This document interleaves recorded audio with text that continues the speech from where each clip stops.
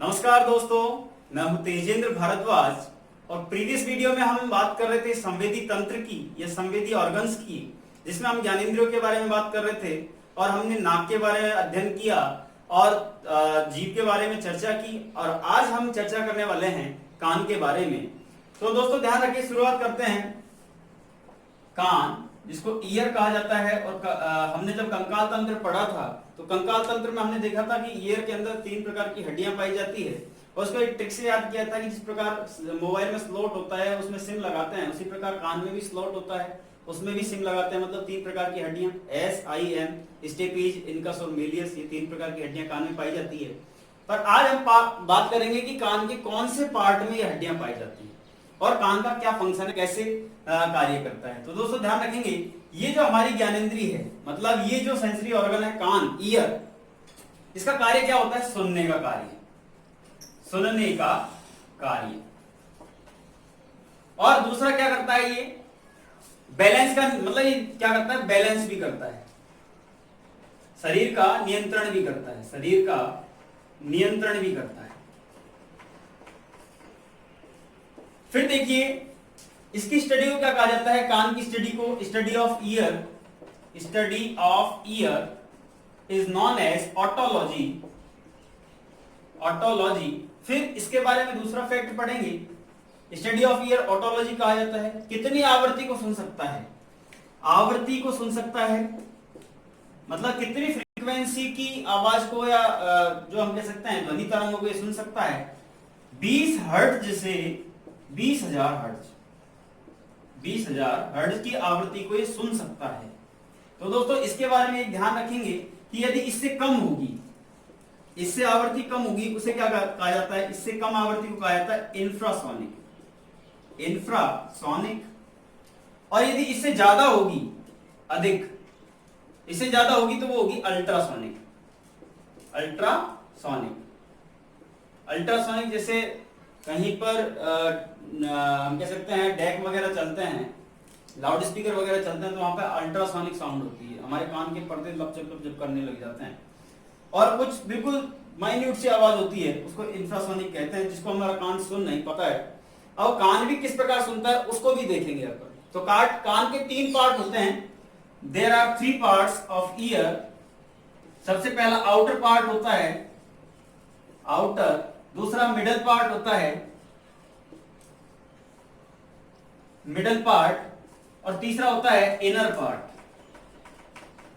मतलब 3 भाग होते हैं, एक होता है बाहरी, दूसरा है मध्य भाग और तीसरा होता है आंतरिक भाग।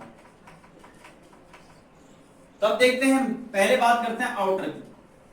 आउटर पार्ट, ये जो अपना कर्ण पल्लव दिख रहा है, ये कान का ये बाहरी हिस्सा है, इसको बोलते हैं कर्ण पल्लव या फिर ईयर पिन्ना, ईयर पिन्ना या फिर कर्ण पल्लव।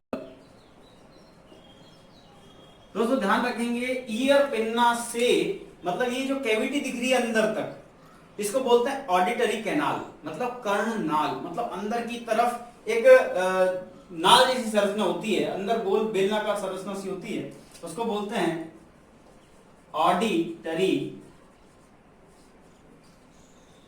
ऑडिटरी कैनाल या फिर कर्ण नाल। अभी समझेंगे इसका कार्य क्या होता है। फिर कर्णनाल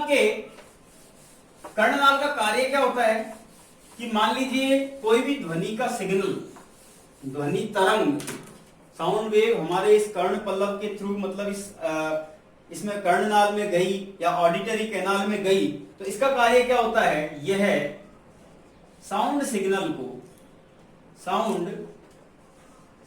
को कहां पहुंचाता है? मिडिल पार्ट तक। मतलब पहला पार्ट ये हो गया, यहां इस पर अगर सिग्नल पड़ेगा, ध्वनि की कोई तरंग पड़ेगी, कोई आवाज पड़ेगी, तो वो इसको कहां ट्रांसफर करेगा? मिडिल पार्ट तक। साउंड सिग्नल को मिडिल पार्ट तक पहुंचाता है, इसका ही कार्य होता है।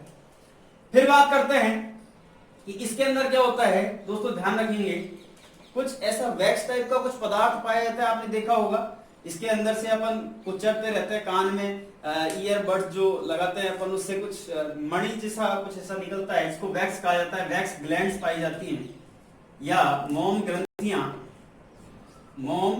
ग्रंथियां, जिसे क्या कहा जाता है, सिरुमिनस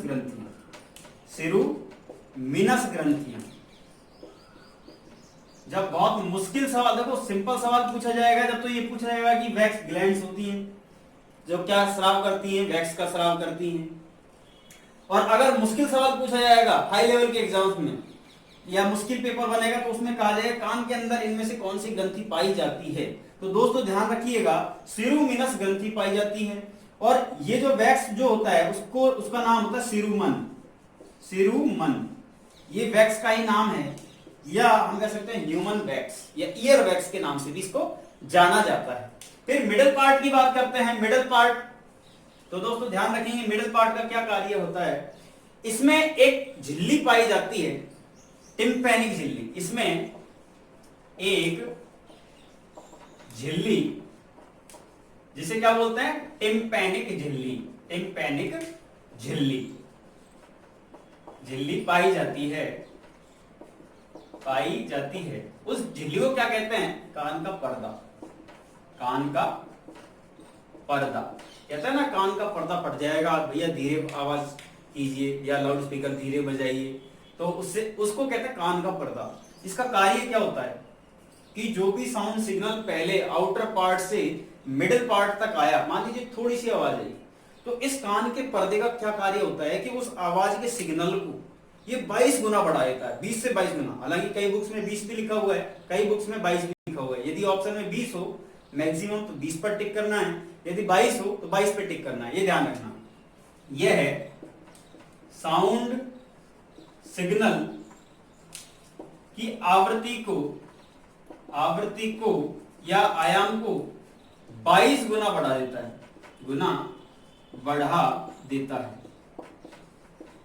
जो बहरे लोग होते हैं ना, जिनके कान में मशीन लगी हुई होती है, तो वो कान की मशीन क्या करती है, वो इस साउंड के सिग्नल की आवृत्ति को, फ्रीक्वेंसी को क्या करती है, इंक्रीज करती है। जैसे हम कह सकते हैं फ्रीक्वेंसी ऐसे होती है, तो इसको क्या करेगी, बढ़ाएगी, 22 गुना तक बढ़ाएगी, फिर आगे ट्रांसफर करेगी। फिर इस भाग में जो मिडिल पार्ट है उसमें क्या क्या पाया जाता है वो अभी देखते हैं। तो दोस्तों ध्यान रखेंगे, इसी भाग में मिडिल पार्ट में ही 3 प्रकार की हड्डियां पाई जाती हैं, जिसे क्या, पहला तो स्टेपीज का नाम लिया था अपन ने, या स्टेप्स, फिर दूसरा इनकस और तीसरा मेलियस। ये 3 प्रकार की हड्डियां ये हमारे कान के अंदर पाई जाती है, जिनके थ्रू, मतलब जिनके पटलों में से होकर साउंड की जो है साउंड सिग्नल है वो आगे पहुंचता है, फिर आगे ये अपना प्रोसेस करता है ब्रेन तक पहुंचने का। फिर जो तीसरा पार्ट होता है, तीसरा पार्ट जिसे कहते हैं हम इनर पार्ट। तो दोस्तों ध्यान रखेंगे, जो इनर पार्ट होता है उसमें एक नर्व मिलती है जो हमारे ब्रेन से जुड़ी होती है, उसको बोलते हैं इसमें अकॉस्टिक नर्व या एकॉस्टिक नर्व पाई जाती है, जो ध्वनि के सिग्नल को ब्रेन तक पहुंचाती है।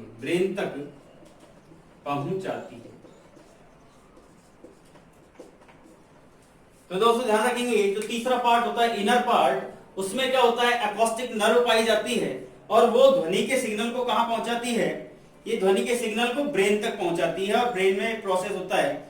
और एक बात और ध्यान रखेंगे कि जो ब्रेन जो होता है, ब्रेन उस ध्वनि को कितने समय के लिए सुनता है। ब्रेन ध्वनि के सिग्नल को 1/10 सेकेंड के लिए सुन पाता है। मात्र 1/10 सेकेंड के बाद में वो दूसरे सिग्नल को कैच करता है। इसी के बारे में फिर जब ध्वनि की इकाई के बारे में बात करते हैं कि ध्वनि की इकाई क्या है, साउंड की इकाई क्या है, तो दोस्तों ध्यान रखेंगे, ये एग्जाम में मोस्ट इंपोर्टेंट क्वेश्चन है जो पूछा जाता है अक्सर कि ध्वनि की इकाई क्या है, तो ध्यान रखेंगे डेसिबल जो होती है ध्वनि की इकाई कही जाती है। ध्वनि की इकाई से याद रखेंगे, ध्वनि की इकाई है डेसिबल। और सुनने योग्य क्या है, कितनी ध्वनि है सुनने योग्य, जिसको कहेंगे सुनने योग्य ध्वनि होती है 45 डेसिबल, 45 डीबी। 45 डीबी इतनी ध्वनि को हमारा कान है वो सुन सकता है। तो जब हम ईयर की बात करते हैं, अगर मैं ईयर का ऐसा डायग्राम बनाऊं, मान लीजिए ये मेरा कान है, तो इसको तो कहेंगे कर्णपल्लव, मतलब ईयर पिन्ना, ईयर पिन्ना। उसके बाद में क्या होता है कि यहां से इस प्रकार का कान होता है, कर्णपल्लव में अलग अलग संरचनाएं पाई जाती है। उसके बाद में ये जो होता है इसे कहा जाता है कर्णनाल, इसे कहते हैं कर्णनाल या फिर ऑडिटरी कैनाल। फिर जैसे ही सिग्नल यहां आता है तो यहां पर एक टेढ़ा टिम्पैनिक झिल्ली होती है, टेढ़ी, जिसे बोलते हैं कान का पर्दा, इसे टिम्पैनिक मेम्ब्रेन बोलते हैं या फिर कान का पर्दा कहा जाता है, कान का पर्दा। फिर यहां से सिग्नल होते हुए, मतलब यहां पर 3 प्रकार की इस प्रकार से हड्डियां पाई जाती है। फर्स्ट इज स्टेपी, जो सबसे छोटी होती है, फिर वो ऐसे घूमकर इनकस से मिलती है, और जो मेलियस होती है वो इस प्रकार से जुड़ी हुई रहती है, फिर वो आगे पहुंचती है। दोस्तों एक बात और ध्यान रखेंगे, जब कान की बात करते हैं तो कान के पर्दे के पास में एक नली पाई जाती है, वो नली फेरेंजियल नर्व, मतलब हमारी ग्रसनी से जुड़ी होती है। फेरेंजियल नर्व्स कहां पाई जाती है, हमारी जीभ के अंदर, और फेरेंजियल नर्व्स है उस भाग में ये नली पाई जाती है, मतलब वहां तक जुड़ी हुई रहती है। उसका कार्य क्या, इसका कार्य क्या होता है, यह इन दोनों की, मतलब दोनों ओर क्या होता है, वायु दाब को, एयर के प्रेशर को बनाए हुए रखती है, जिससे कि ये पर्दा जो है वो टाइट रहता है। इसके ऊपर जो साउंड सिग्नल पड़ेगा वो 22 गुना बढ़ जाएगा। ये इसको क्या है, पर्दे को फटने से रोकता है। ये क्या करता है, ये टाइट करता है पर्दे को, वायु दाब को नियंत्रित करता है, पर्दे को फटने से रोकता है। और ये हमारे ग्रसनी के भाग, मतलब जीभ का जो भाग है फेरेंजियल, वहां तक जुड़ा होता है। कई बार क्या होता है ना, कान अगर दर्द कर रहा है तो क्या होता है, हम ईयर ड्रॉप डालते हैं, और अगर ईयर ड्रॉप की मात्रा थोड़ी सी ज्यादा हो गई तो थोड़ी देर बाद में या आधे घंटे 1 घंटे के बाद में क्या होता है, हमारा मुंह थोड़ा कड़वा कड़वा हो जाता है। वो इसी के कारण होता है कि वो जो हमने ईयर ड्रॉप डाली है उसका इफेक्ट वहां तक पहुंचा, फेरेंजियल नर्व तक पहुंचा, इसके कारण ईयर वो है हमारा मुंह जो है वो कड़वा हो जाता है। फिर आगे बात करते हैं कान के बाद में स्किन की। ये हमारा कान था, स्किन की बात करते हैं दोस्तों। Third organ of our body, that is ear, we have discussed. फिर फोर्थ की बात करते हैं स्किन, मतलब त्वचा। त्वचा की बात करते हैं तो इसको क्या बोलते हैं, 2 प्रकार से इसको डिफाइन किया था हमने। किसमें, जब हमने उद्दीपनों के आधार पर इसको डिफाइन किया था तो हमने कहा था टैक्टाइल रिसेप्टर्स या फिर टेंगो रिसेप्टर्स में। टैक्टाइल का मतलब स्पर्शग्राही और दूसरा दाबग्राही, मतलब ये बहुत सारे, इसमें बहुत सारी ग्रंथियां होती जो इसको उनको नियंत्रित करता है। तो त्वचा की बात करते हैं तो इसको कहते हैं शरीर का हरफन मौला अंग, हरफन मौला अंग। ये एग्जाम में पूछाता है कि जैक ऑफ ऑल ट्रेड्स, शरीर का हरफन मौला अंग कौन सा होता है, त्वचा होता है। और सबसे, शरीर का दूसरा पॉइंट है, शरीर का सबसे बड़ा अंग, सबसे बड़ा अंग उसे क्या कहा जाता है, वो भी त्वचा ही होता है। त्वचा का कार्य क्या होता है, इसका कार्य होता है, कार्य स्पर्श को सेंस करना, सेंस करना मतलब टच को सेंस करना। फिर दूसरा टेम्परेचर को भी ये सेंस करती है, वाइब्रेशन को भी ये सेंस करती है, प्रेशर को भी सेंस करती है। इसके अंदर अलग अलग लेयर्स पाई जाती है, उनके बारे में चर्चा करेंगे। फिर त्वचा के बारे में, त्वचा के अध्ययन को क्या कहा जाता है, त्वचा के अध्ययन को कहा जाता है, अध्ययन को डर्मेटोलॉजी, डर्मेटोलॉजी। त्वचा के अध्ययन को कहा जाता है डर्मेटोलॉजी, क्योंकि त्वचा का जो हम कह सकते हैं लैटिन नाम है उसको कहते हैं डर्मा। डर्मा या डर्मिस, डर्मिस। फिर बात करेंगे त्वचा के पार्ट्स की। तो त्वचा के कितने पार्ट्स होते हैं? त्वचा के 3 पार्ट्स होते हैं। सबसे पहला होता है एपिडर्मिस, एपिडर्मिस, एपिडर्मिस, जिसको अधिचर्म कहा जाता है, अधिचर्म कहा जाता है, और यह सबसे बाहरी हिस्सा होता है, सबसे बाहरी हिस्सा। दूसरा होता है डर्मिस, जिसको चर्म कहा जाता है, चमड़ी कहा जाता है। और तीसरा होता है त्वग्वसा ग्रंथि, त्वग्वसा ग्रंथि, त्वग्वसा ग्रंथि या सबेसियस, सबेसियस ग्लैंड। ये त्वचा के 3 पार्ट होते हैं। तो आगे बात करते हैं कि इन 3 पार्ट से कौन कौन सी चीजें स्रावित होती हैं या कौन कौन सी लेयर्स जो हैं इनमें पाई जाती हैं। तो दोस्तों ध्यान रखेंगे, जो फर्स्ट है एपिडर्मिस, उसके भी 2 भाग होते हैं। एपिडर्मिस की बात करते हैं। एपिडर्मिस के 2 भाग होते हैं, 2 भाग होते हैं। उसको बोलता है कार्निफाइड, कार्निफाइड। और दूसरा भाग है उसको बोलता है मालफिजियन, मालफिजियन। दोस्तों ध्यान रखना, कार्निफाइड, जब सिंपल क्वेश्चन पूछा जाएगा तो त्वचा के बाहर, ये क्वेश्चन पूछा जाएगा कि त्वचा के बाहरी भाग को क्या कहा जाता है, तो आंसर आएगा एपिडर्मिस।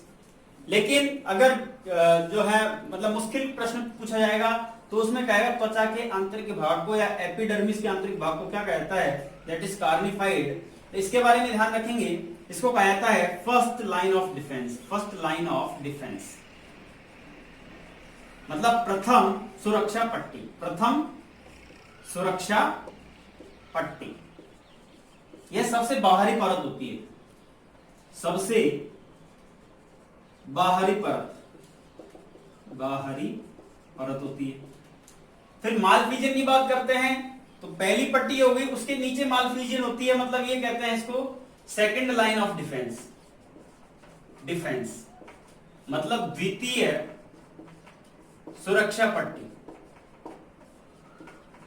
फिर मालफिजियन के बारे में दूसरा पॉइंट है कि इसी के अंदर जो मालफिजियन है उसी के अंदर एक सेल पाई जाती है, इसको कहते हैं मेलेनोसाइट, मेलेनोसाइट पाई जाती है। इसमें यहां लिख देता हूं, इसमें मेलेनोसाइट पाई जाती है। और जब मेलेनोसाइट की बात आती है तो ग्रंथि तंत्र याद आता है, और ग्रंथि तंत्र में हमने एक MSH नाम का एक हार्मोन पढ़ा था जो कि मेलेनोसाइट सेल से ही स्रावित होता है, और वो क्या करता है, मेलानिन वर्णक का स्राव करता है, सीक्रेशन करता है, जिससे कि त्वचा का रंग निर्धारित होता है। तो इसी से मेलानिन वर्णक का स्राव होता है, मेलानिन का वर्णक का स्राव होता है। और मेलानिन क्या करता है, त्वचा का रंग निर्धारण करता है, त्वचा का रंग निर्धारित करता है, निर्धारित करता है। बट दोस्तों ध्यान रखेंगे, हमने पढ़ा था 70 to 80% जो त्वचा का कलर है, स्किन का कलर है, किस पर डिपेंड करता है, जीन पर डिपेंड करता है। और 20 to 30% वो किस पर डिपेंड करता है, मेलानिन पर डिपेंड करता है। और ये किससे प्रभावित होता है, सूर्य के प्रकाश से, मतलब सनलाइट से प्रभावित होगा। फिर बात करेंगे डर्मिस की। अभी तक हमने एपिडर्मिस पढ़ा है, एपिडर्मिस के 2 भाग पढ़े हैं, कार्निफाइड और मालफिजियन, जिसमें फर्स्ट लाइन ऑफ डिफेंस इसे कहा जाता है और सेकंड लाइन ऑफ डिफेंस इसे कहा जाता है मालफिजियन को। उसी में मेलानोसाइट पाई जाती हैं जो कि मेलानिन का स्राव करती हैं और उससे त्वचा का रंग निर्धारित होता है। अब डर्मिस की बात करेंगे तो उसमें कौन कौन सी ग्रंथियां पाई जाती है उसकी बात करते हैं। तो दोस्तों ध्यान रखेंगे, दूसरा पॉइंट है, मतलब दूसरा भाग है त्वचा का जिसे कहते हैं डर्मिस, डर्मिस या फिर जिसको कहा जाता है चर्म। इसके बारे में पहला पॉइंट है कि इसमें संवेदी अंकुर पाए जाते हैं, इसमें संवेदी अंकुर पाए जाते हैं जो कि क्या करते हैं, ताप, दाब, दर्द आदि का क्या करते हैं, सेंस करते हैं, आदि का सेंस करते हैं। ये संवेदी अंकुर पाए जाते हैं, वो सेंस करते हैं। फिर दूसरा, इसी के अंदर सेकंड पॉइंट है, इसमें स्वेट ग्लैंड पाई जाती हैं, स्वेट ग्लैंड या फिर कहें हम पसीने की ग्रंथियां, पसीने की ग्रंथियां पाई जाती हैं, ग्रंथियां पाई जाती है, पसीने की ग्रंथियां पाई जाती है जो कि किसका स्राव करती हैं, पसीने का स्राव करती हैं, पसीने का स्राव करती हैं पसीने की ग्रंथियां। पसीने का स्राव करता है, पसीना क्या करता है, हमारे बॉडी का टेम्परेचर मेंटेन करता है, बॉडी का तापमान नियंत्रित करता है, ये तीसरा पॉइंट हो गया, तापमान नियंत्रित करता है।